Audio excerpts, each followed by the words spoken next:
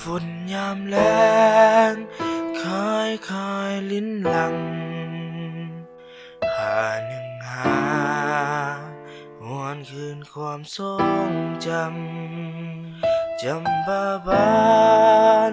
เอาได้นัดกันไว้จำปาล้นนางนั้นพัดจากไปฝุ่นยามแรงคายลิ้นหลังให้คิดเห็นแต่น้ำตาของนา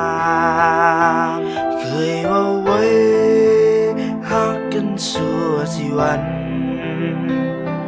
แต่เป็นยังฟ้านั้นบ่เป็นใจ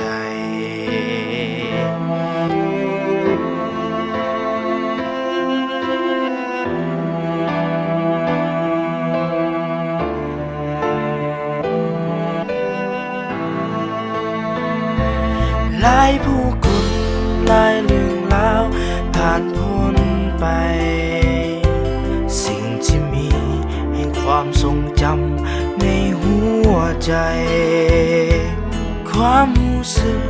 และความหักลบเลือนบ่หายเพียงชีวิตนี้มีนา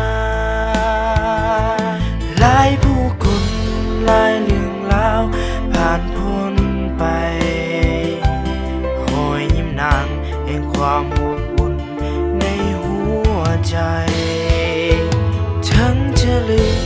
ตัวเขาเองก็บ่เป็นหยังคอยยังคงคิดฮอดนาง